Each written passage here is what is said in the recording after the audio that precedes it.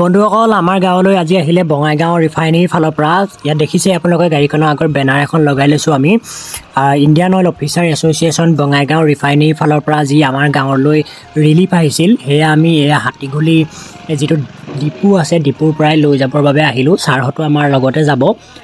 এইখন গাড়ী দেখিছে, এইখন গাড়ীতে মানে তেওঁলোক আহিছিলে আৰু যিখিনি ৰিলিফৰ বস্তু আহিছে ধৰি লওক সেইখন গাড়ীও বহুত বেলেগ হয়, ডাঙৰ গাড়ী হয়। ডাঙৰ গাড়ী যিহেতু এতিয়া গাঁৱৰ ৰাস্তাত সোমোৱাব নোৱাৰি, সেইকাৰণে আমি আমাৰ গাঁৱৰ মানে আমাৰ ঘৰৰে গাড়ীখন লৈ আহিলোঁ। ছাৰহঁতকো আমাৰ লগতে লৈ যাম এতিয়া গাড়ীত বহাই, আৰু তেওঁলোকে ক'লে যে বেনাৰখন লগাই লওঁ আমি। তো লগাই মেলি এতিয়া ৰেডি হৈছোঁ, বস্তু তুলিলে আৰু ছাৰহঁতো এয়া ৰেডি হৈছে তেওঁলোক যাবৰ বাবে। তেওঁলোকেও এটা সৰু সুৰা ভিডিঅ' বনাব, সেইকাৰণে আমি অলপ মানে ৰৈ দিছোঁ ইয়াতে। তেওঁলোকো সাজু হৈ লৈছে। ছাৰহঁতক আমি বহুত বেছি ধন্যবাদ জনাইছোঁ, কিয়নো তেওঁলোক ইমান দূৰৰ পৰা আহি আমাৰ গাঁৱলৈ আহিছে ৰিলিফ দিবৰ কাৰণে, আৰু বহুত জেগাত তেওঁলোকে ৰিলিফ দিব। সেইকাৰণে আমি দেৰি নকৰোঁ, আমাৰ গাঁৱলৈ সোনকালে লৈ যাওঁ। আপোনালোকে সম্পূৰ্ণ ভিডিঅ'টো চাই থাকক। যদিহে ভাল লাগে লাইক কমেণ্ট শ্বেয়াৰ কৰিবলৈ নাপাহৰিব, আৰু ছাৰহঁতৰ কাৰণে এটা বহুত ধুনীয়া কমেণ্ট কৰি যাব আপোনালোকে, কাৰণ তেওঁলোকে ইমান কষ্ট কৰিছে, মানুহক সহায় কৰিছে। তেওঁলোকৰ কাৰণে আপোনালোকে এটা বহুত ধুনীয়া কমেণ্ট কৰি যাব। আমাৰ ফালৰ পৰা বহুত বেছি ধন্যবাদ থাকিল তেওঁলোকৰ বাবে। তো এয়া চাই থাকক, আপোনালোকক মই দেখাই আছোঁ।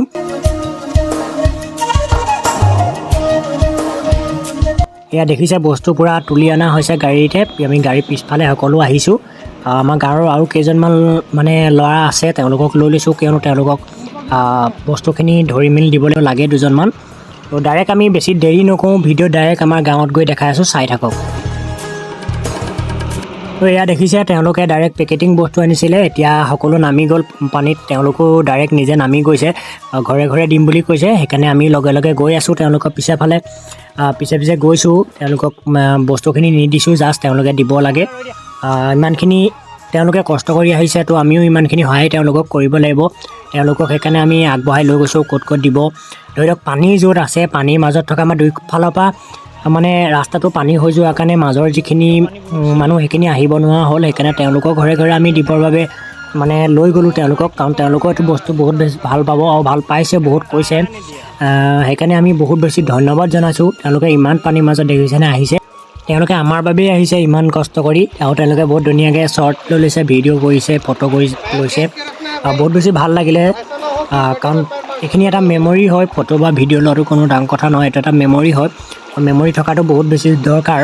তো আমি আগলৈ আপোনালোকক আৰু দেখাই আছোঁ তেওঁলোকে দিয়াটো মানে।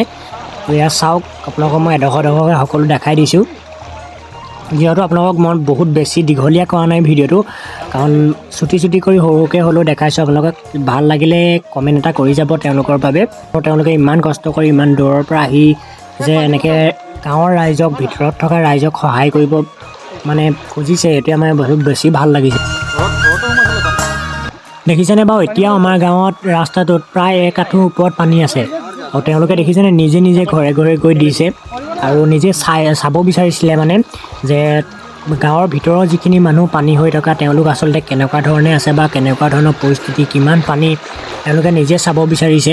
আৰু সেইবাবে আমি সকলোৱে ঘৰতে যিমানখিনিলৈকে পাৰোঁ তেওঁলোকক লৈ গ'লোঁ, আৰু তেওঁলোকে নিজেই মানে চাই বুজি পাইছে যে আচলতে গাঁৱৰ মানুহখিনি কেনেকুৱা অৱস্থাত আছে।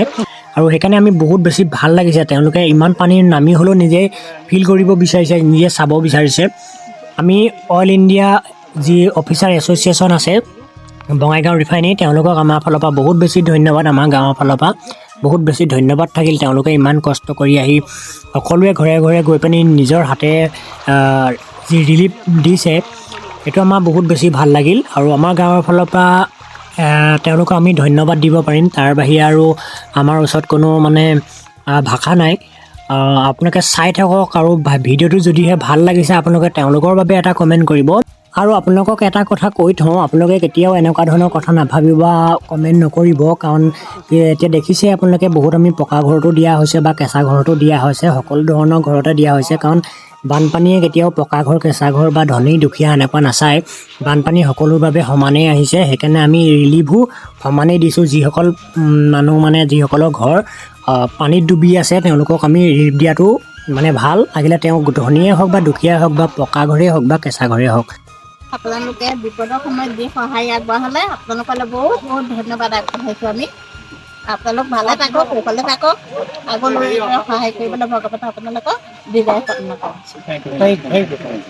এয়া দেখিছে এতিয়া আমি আকৌ ছাৰহঁতক থ'বলৈ যাম য'ৰ পৰা আনিছিলোঁ ত'তে থৈ আহিমগৈ তেওঁলোক তাৰ পৰা যাবগৈ আকৌ বেলেগ জেগাত ৰিলিফ দিবৰ বাবে ইয়াতে দিয়া মেলা হৈ গ'ল এতিয়া আমি ছাৰহঁতক থৈ আহোঁ আৰু তেওঁলোকৰ বাবে এটা ধুনীয়া কমেণ্ট কৰি যাব দেই আপোনালোকে ধন্যবাদ